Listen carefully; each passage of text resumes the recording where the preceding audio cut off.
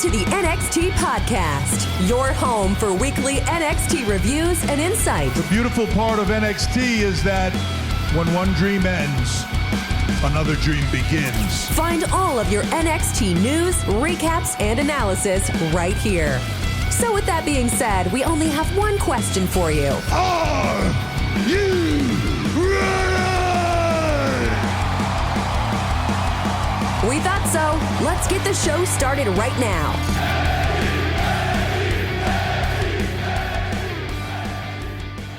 Hey guys, it's Jay. I'm here doing the NXT review for May 6, 2025. That would be Tuesday, May 6, 2025. Kind of go through everything that happened this week. Obviously, you know, we can still talk about, I'm not going to go too much into it because now it seems to be kind of a mainstay that that Guilia and Roxanne were on Monday Night Raw yet again this week.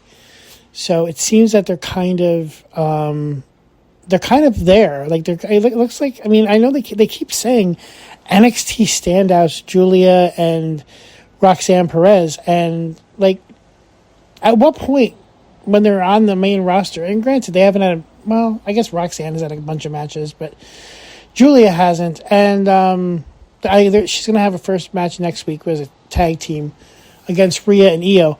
But at what point do we just say that they're called up? Are we just waiting for this quote draft that I always hate to do? They do every year. I mean, is this just that eventually Raw is going to draft them and they're going to move forward? So I don't really know what's going on. But anyway, but Guilia and Roxanne, well, Guilia is still on NXT. We kind of knew that Roxanne was going to move up. Kind of surprised if you know that Guilia is, if she is. It's going to be interesting to see how this plays out, especially with the releases. And so now I'm going to talk about a little bit about the releases. I'm going to focus on the NXT releases. Some of them are really disheartening for me because I really like them. Of course, we still do have the WWE main roster releases. One of which is Braun Strowman, which they needed a big guy. Like I don't know. You might remember back in the 80s and 90s, like in order to be the champion or a main event caliber guy, you had to be like a big guy. You had to be back in the 80s, you had King Kong Bundy, WrestleMania 2. You had Andre the Giant, WrestleMania 3. And, Randy Savage at the time was kind of small for a champion, but, he was the champion for a while. Big guy of, the Ultimate Warrior. Like, now we don't have a lot of big guys anymore, and that's fine because the skill set that they do, the moves that they do now, are way more intense and entertaining in my mind. I mean, don't get me wrong, the stuff back in the 80s and 90s was entertaining, but now the moveset that they do is kind of compensates for the size.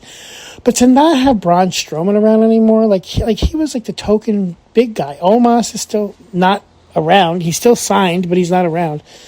And Bronson Reed is still on the shelf. So I guess they think they don't need a token big guy. And Braun Strowman was doing so much good work in the last year. He put over Bronson Reed. He put over Jacob Fatu. Not that Jacob Fatu needed to be put over, but he did. Like he sold it.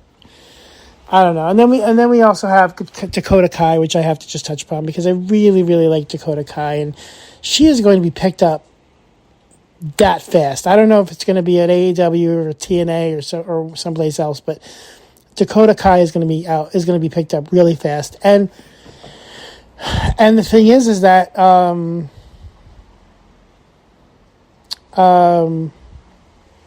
she was good. And then I heard in the Raw review that Matt did that, the other night would have been a perfect night for Dakota Kai to do a run-in and save Io Sky because Rhea wasn't around. I don't know. That's tough. It's tough. And then we also have the Party Girls and Shayna Baszler, who I never really connected with myself. I mean, the Party Girls were pretty cool, but I didn't really connect with Shayna Baszler.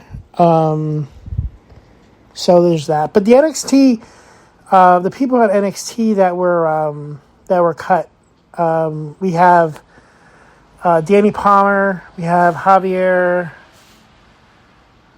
Bernay. Or Mensa, which I thought was interesting because just last week on NXT, they had the Metaphor. They had Metaphor there, and they were talking about going their separate ways, and Lash Legend doing a singles career, and Noam Dar, back as the Heritage Cup champion. And they were talking about Aura being still, kicking butt on Evolve, and then Jakara was going to do her thing, and then half of them are cut. Like the same week that they do this promo to disband Metaphor, then Aura Mensa and Jakara Jackson are cut. I didn't particularly care for either one of them, but they were pretty good, and they're going to land someplace too. Both of them, I think. Well, Wolfgang. Oh, we had Gallus, Mark Coffey, Joe Coffey. Again, I don't care. To me, the funniest interaction they had was with Joe Hendry, and back in 2024. Riley Osborne, who used to be with Chase U, and has been in Evolve, and now he's gone again. Eddie Thorpe, who ironically just a few weeks ago, I don't know, 2 months ago, was in the main event picture. Now, granted, I particularly didn't care for him in the main event picture. I never really liked the Eddie Thorpe character, nor did I really think he brought anything to the main event picture, but he was there, and now he's gone.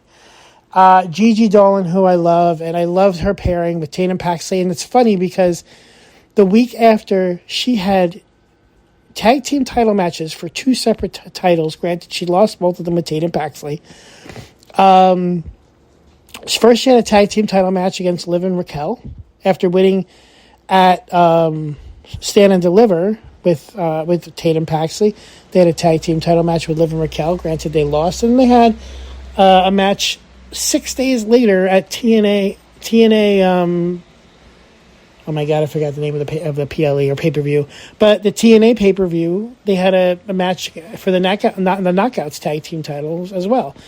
And then less than a week later, she's released. So, in a world that Gigi Dolan and Cora Jade, which I'll talk about in a second, are released, and Nikita Lyons is still around, I don't get it. Nikita Lyons is freaking horrible. She can't act. I don't particularly care for her style of wrestling.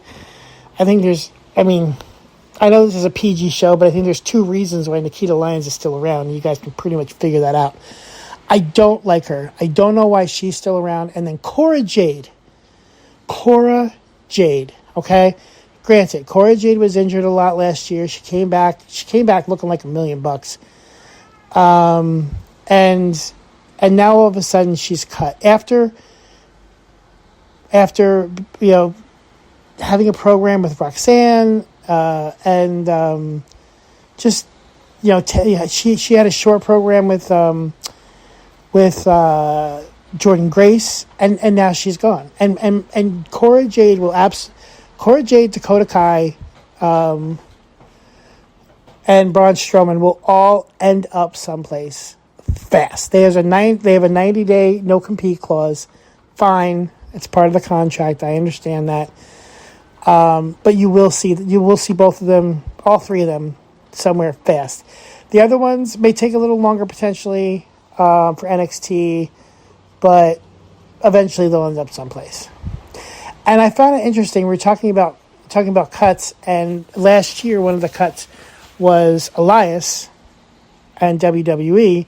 Was it last year or the year before? I don't remember when it was exactly, but he was cut. He was released from WWE, and now he's back. So we're going to talk about the Battle Royal that he was a part of, and now he's Elijah because they have to change his name. He's in TNA, and he showed up at NXT as Elijah, not Elias, but still the same gimmick that he has. And I think it's really fascinating that even though he's still not signed with WWE, obviously he's now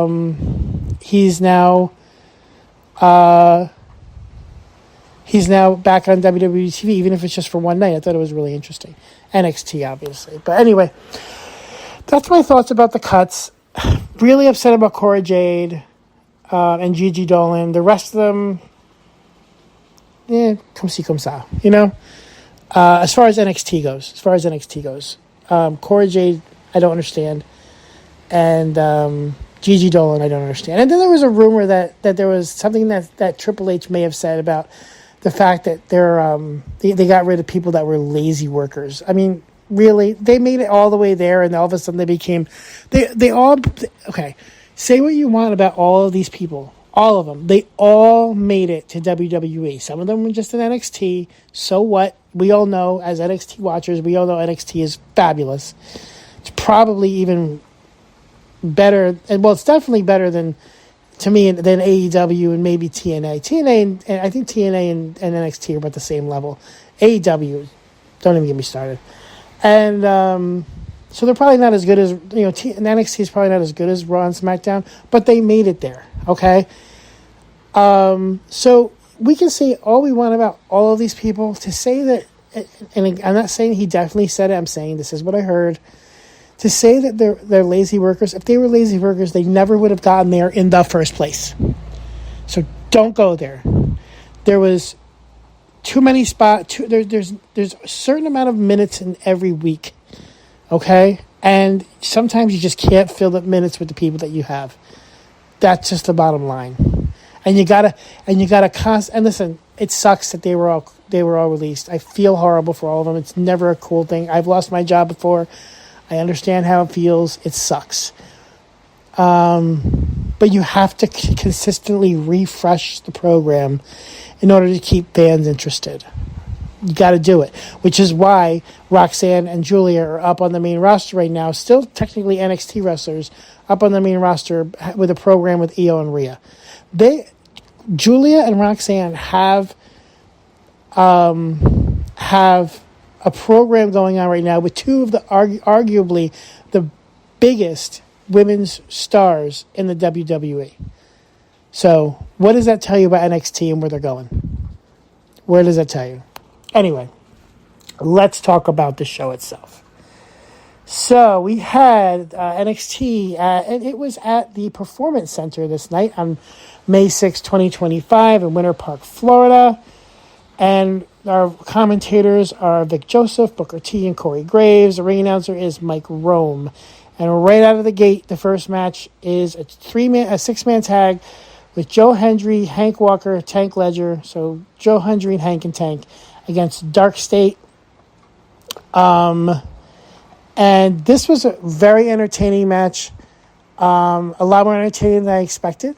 Of course, I mean, Joe Hendry's he's cool. And again, and I know I keep saying this every week, I really I'm sold on Hank and Tank. They're just fun. There's no finesse. They're not out there to look pretty. They're out there just to be crazy and beat people up, and I like that. And they have decent personalities. More Tank does, I guess, that Hank has a good personality, but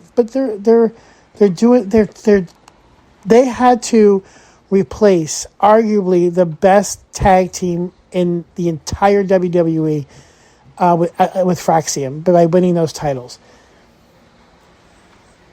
They did it, but they did it their own way, and I'm really impressed. Again, really impressed by them. So we had the 6-man tag match. At the end of the match, Trick Williams did come out and start battling with Joe Hendry to the back. And because obviously there's still an ongoing thing between Joe Hendry and Trick Williams. And ended up Hank and Tank were in the ring, and they ended up eating the loss. I believe it was Hank. No, I believe it was Tank that got the multi-person power bomb that Dark State does, and eventually he was pinned. So anyway, it was a great match, decent match. Understandably, Dark State wins. They have to still keep making them look good, look powerful, look intimidating, and how better to do that than pinning the tag team champions? It just makes sense. It was not for a title or anything like that. Hank and Tank still are awesome, and they're still Hank and Tank. They don't look bad because they ended up getting pinned. So good match. Anyway, Then we see Carmen Petrovich talking to Thea Hale in the locker room, and Carmen says that the women's division is too strong for her to be held down by distractions. Thea understands where Carmen is coming from and tells Carmen to stay strong, and then Jada Parker comes out and joins the conversation. Jada asks Thea, what does she know about strength, acting all grown when nothing has changed? Jada told Carmen to dump Ashanti 4 months ago, and Jada wants to bestow some wisdom on Carmen. Ashanti was not the only thing holding her back. She is too soft. And Carmen says that Jada is just running her mouth because she had a big title opportunity at Stand and Deliver and choked. Carmen thought that Jada don't play. And then Jada proceeds to challenge Carmen Petrovich to a match. Then we have Charlie Dempsey having some words for NQCC before the Battle Royal. If you guys don't remember, there's a Battle Royal to determine the number one contender. It's not about grudges. Charlie says it's not about grudges. Grudges are individual aspirations. It's about making sure that NQCC gets one step closer to Obafemi and capturing the WWE NXT Championship at Battleground.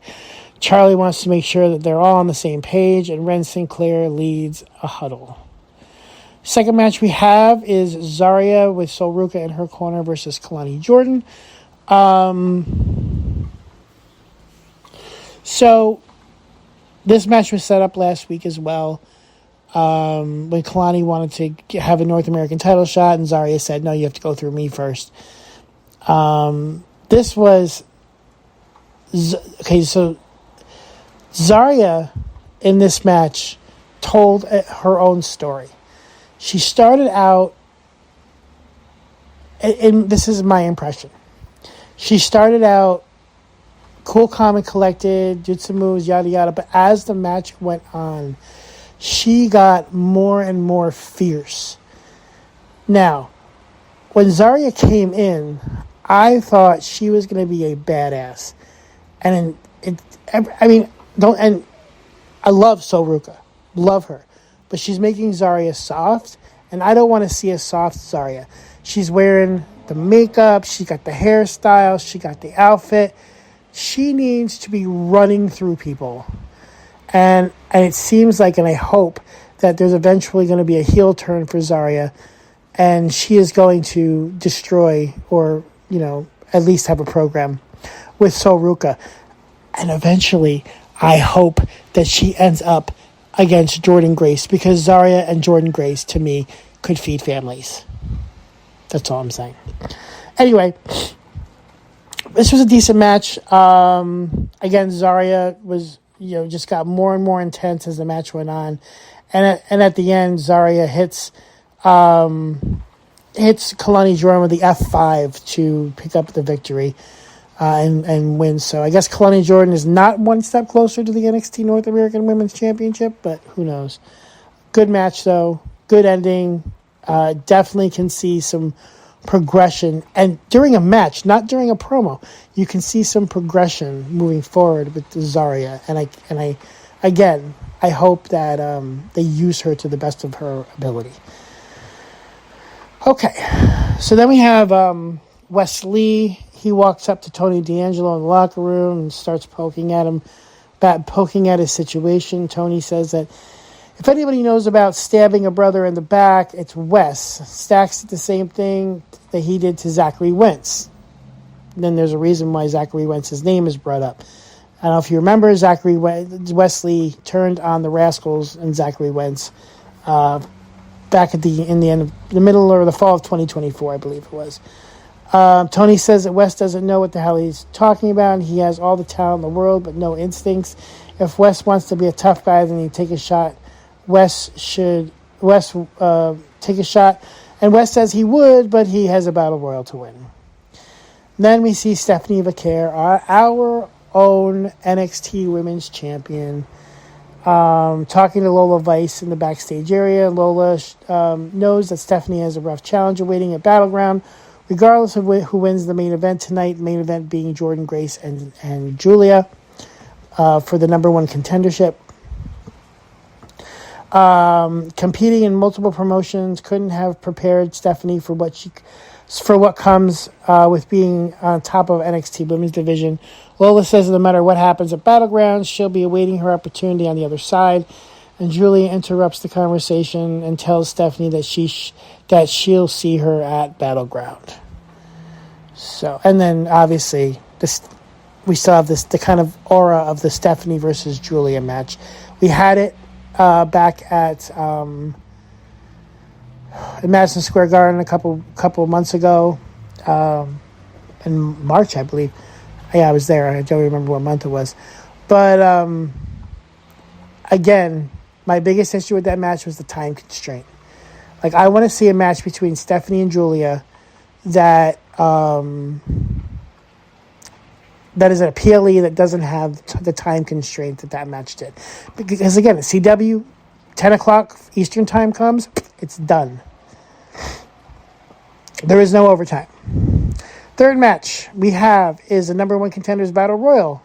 And the winner is going to face Obafemi for the NXT Championship at Battleground.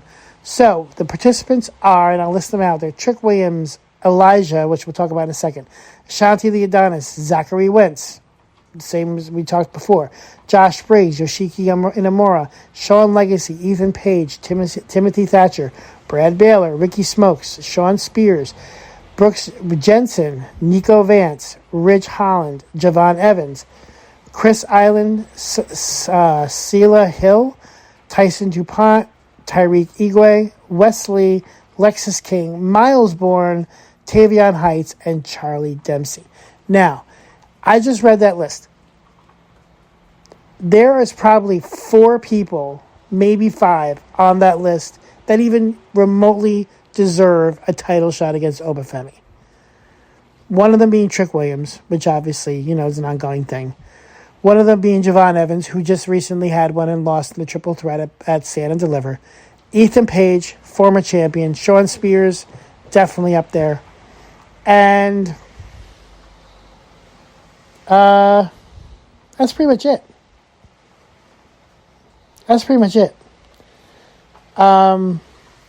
So I'm going to go through the order of eliminations, and as I go through, I may give a thought or two.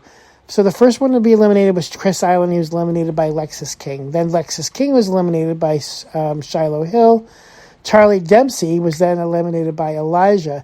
By the way, speaking of Elijah, he first came out playing the song. Nobody knew he was going to be there, from what I could tell. He first came out playing his guitar, talking about walking with Elijah. Same shtick as he did as Elias in WWE. It was good to see him again. He got a welcome home chant, which was really cool. And he's a go. He can go. It was a nice surprise to see Elijah there, knowing that he and Joe Hendry have this kinship in TNA. And he did talk a little bit about his dislike for Trick Williams because of what he's been doing to Joe Hendry. So I thought that was interesting. Then we have Brad Baylor eliminated by Yoshiki Inamura. Then Ashanti the Adonis was eliminated by Trick Williams. Ricky Smokes was eliminated by Zachary Wentz. Tyson DuPont eliminated by Josh Briggs. Timothy Thatcher was eliminated by Ethan Page.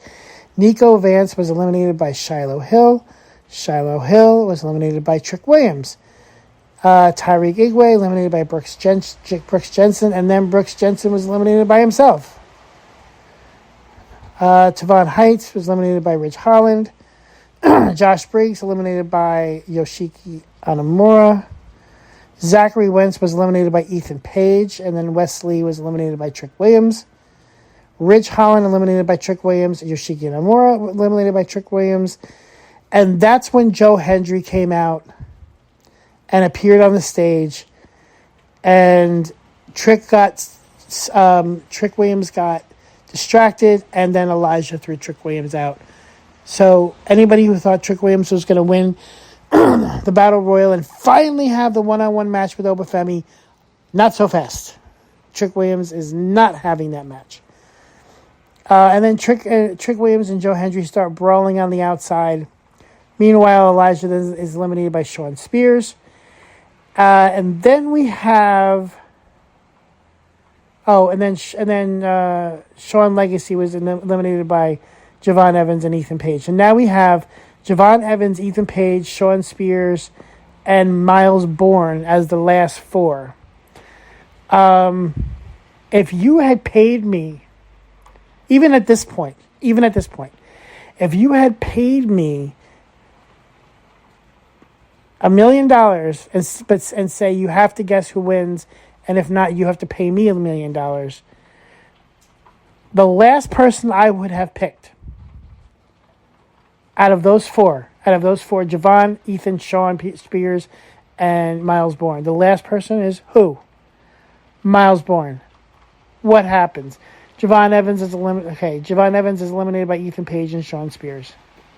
Ethan Page is then eliminated by Miles Bourne and Shawn Spears. So Shawn Spears and Ethan Page are kind of eliminated at the same time. And Miles Bourne of No Quarter Catch Crew, who is mostly deaf, has a speech impediment. Now, he does some cool stuff. But here's my problem with it. Could Miles Bourne be a big star in the future when the bigger stars right now are moving on? 100%. Absolutely. But not now. Miles Bourne, again, he does some really cool stuff. He did a drop kick in the middle of this battle royal. Somebody was sitting on the top rope. I forgot who it was. He did a drop kick to the dude's face. Like, do you realize how high you have to get when somebody's sitting on the top rope in order for you to drop kick him in the face? Like, that's height. And I see a lot of people are calling him Baby Randy, like, because he looks a lot like Randy Orton. I guess he, like, whatever. I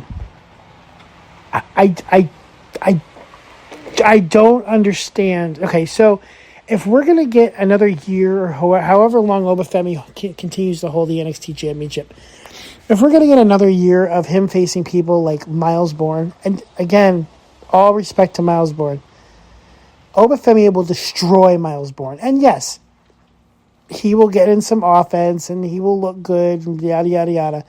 At the end of the day, bet the entire farm that Obafemi beats Miles Bourne.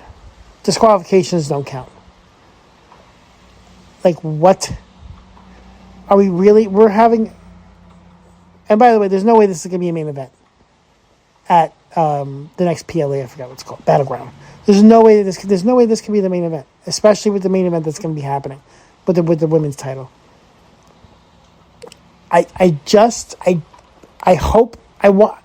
enjoying the ride. I hope things go well for Miles Bourne, but I see no world where Miles Bourne is not completely destroyed by Obafemi. Okay, moving on. Then we have Sarah Schreiber backstage, an interview with Jordynne Grace last week, and she and Julia fought out in the arena. She says she's going to beat Julia and get her long due one-on-one title shot at Battleground because she has the power advantage of the entire NXT women's division. Izzy Dame interrupts Jordynne and says that Jordynne may be one of the strongest superstars in the division, but she is not the biggest, and regardless of what happens tonight or in the division, she is not the biggest. Okay, sorry. At Battleground, Izzy is calling her shot for the NXT Women's Championship. Izzy Dane has about as much right to call a shot at the NXT Women's Championship as I do. I don't... Like, Lola Vice, fine. I can make an argument for Lola Vice. Izzy Dame has no right to call any shot at the NXT Women's Championship. You guys come here to listen to my opinions, not just get the review. What are we doing here? Miles Bourne against Obafemi? Izzy Dame challenging Stephanie Vaquer? Please. What are we doing? Then Lash Legend joins the conversation. You want to talk about somebody who deserves a title shot against Stephanie? Let's talk Lash Legend. Let's talk about her. And then, she says it's her birthday, and she knows that that's not going to be a conversation about who's the biggest and strongest competitor in the division without her name being mentioned. True story. Jordynne says that she'll see Izzy and Lash at the other side of Battleground when she becomes the NXT Women's Champion. Fourth match of the night is Jada Parker versus Carmen Petrovic. Not a bad match. Crowd was really into it. Ultimately, Jada was just too much for Carmen Petrovic. They did a lot of, now that Ashanti the Adonis isn't in Carmen's corner, she's not as focused as she was, and he was giving her advice and yada yada yada, blah blah blah blah. Excuse me. Jada Parker, again, she's I would say if Stephanie, Julie, and Jordynne Grace, and even kind of Last Legend, if they're tier 1A, I would put Jada Parker as tier 1B. But so at the end of the match too, Thea Hale came out and tried to get involved, and Jada Parker just laid both Carmen and Thea Hale out with the hypnotic, that hip bump that she does. So that's set. I'm sure they're setting up a match between Thea Hale and Jada Parker at some point. And Ava, she scolded Joe Hendry in her office. The situation between Joe and Trick has to end. She's tired of all the shenanigans. Like I use shenanigans all the time. From Rebellion and last week on TNA Impact to tonight's Battle Royal, and she's had enough of it. As a TNA World Champion, Joe is not backing down to Trick. Ava had the conversation with Santina Marella tonight, and they have come to a major agreement. At Battleground, Joe Hendry will put his TNA Championship on the line against Trick Williams, and it will be the very first time the TNA World title was defended on a WWE PLE. And Joe tells Ava that he will be there. Trick Williams versus Joe Hendry. I'm looking forward to that. That right there, it's not going to be, I don't think. Maybe it is. That right there could be your main event. I think it's a coin toss between the men and the women. Both between Joe Hendry and Trick Williams in the women's title match. Then we had a vignette with OTM. I don't care. I'm sorry, but I don't. Wesley then made a private call to take out Tony D'Angelo, so that would be interesting. Yoshiki. So during the Battle Royal, Yoshiki and Amora accidentally got eliminated Josh Briggs, and he knows he's disappointed. He thought it was his final NXT. Tonight was his final NXT appearance. He's heading back to Pro Wrestling Noah, NOAH. Inamura wishes that he could have been a better tag team partner for Briggs, and Inamura says goodbye to his friend. Brooks Jensen starts poking fun at Briggs. Jensen suggests that the problem has always been Briggs, not his tag team partners. Then we have a no-quarter catch crew celebrating in the back with Miles Bourne, who won the Battle Royal. And Charlie says that no-quarter catch crew has to help him prepare for Obafemi at WWE Battleground. And Miles Bourne reminds Charlie that he won the Battle Royal, and Charlie says it's got to be him that represents the group. Obafemi joins the conversation, gives Miles his congratulations for winning the Battle Royal, and says he's impressed. Miles and says that the title match will be his at Battleground, and Miles suggests that Obafemi should have a match with Charlie Dempsey next week. I mean, after all, Charlie did say he was going to stretch out the big meathead and make him cry for mercy. Oba's done with the triple threat matches, he says, and he'll see Charlie next week. Charlie says that Miles has a wonderful selective hearing. I like how they're utilizing his disability as an ongoing story plot, just to kind of make and listen. They're not doing it mean. They're bringing out. I think it's kind of funny. I think Miles Bourne likes it too. If he didn't, he would tell them. You just go making fun of people's disabilities unless they're okay with it first, right? Then we have a Chase University vignette where Kale Dixon and Uriah Connors give Chase basically a fashion makeover. Whatever. Next week at NXT, we have Joe Hendry and Trick Williams contract signing for Battleground, and Tony D'Angelo is going to face Wes Lee in a match. That'll be good. Then we have the final match: Julia versus Jordynne Grace, and the winner will face Stephanie Vaquer for the NXT Women's Championship. This was an awesome match. How could it not be? Julia, Jordynne Grace. A lot of back and forth action. Some a little bit of Julia hulking up there at the end, if you get my point. Like it was funny. She did like the and like hulked up, and then Jordynne Grace hit her with a juggernaut driver and pinned her like right after. It was just interesting. So anyway, ruining the ending. Jordynne Grace ends up winning with the juggernaut driver. Clean match, no interference. It was just a good match overall. After the match, after Jordynne Grace pins Julia, Stephanie comes out. They do a little bit of a stare down, and then we go to the end of the show. So good show, solid show. I liked it a lot. There was a lot of good stuff going on there. Again, so Battleground's coming up. I think it's Memorial Day weekend. I think it's Sunday of Memorial Day weekend, because I believe Memorial Day weekend, you've got Saturday night's main event on Saturday and then Battleground on Sunday, both from Tampa. So, again, main event, it could be Stephanie and Jordynne Grace, 100%. 100%. And then also the main event could be Trick Williams and Joe Hendry, 100%.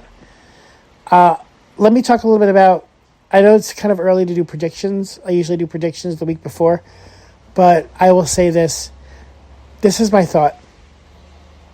I think that they have asked Jordynne Grace to start carrying the women's, like kind of leading the women's division at NXT. My thought is somehow, and I don't know how, Jordynne Grace will end up beating Stephanie for the title. Not because I want her to, although, to be honest, this is a coin toss. I love both of them. I feel that Stephanie's going to lose the title to Jordynne. They're going to ask Jordynne, behind the scenes, they're going to ask Jordynne to carry the women's division for a while. And Stephanie and Julia and Roxanne will all be bumped up. They've already started that process.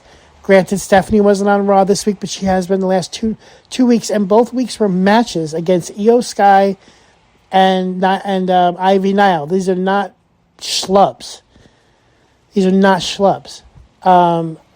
the reaction that Stephanie gets on Raw. And by the way, last week I sent Matt the review, because what I do is record it and I send it to him and then he puts it together. And I said to Matt in the email that I sent him attached with the podcast recording, welcome aboard the Stephanie Vaquer train, Matt. And his response and I said, you can use this email on the mailbag show, and he did, and he said, not only is he on the Stephanie Vaquer train, he wants to be the conductor. Well, I'm sorry, Matt, I am the conductor.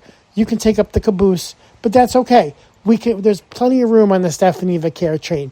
Stephanie Vaquer, they need to bring her up to Raw. I think if they bring her and Julia and Roxanne up officially to the Raw roster, I think it blows away SmackDown.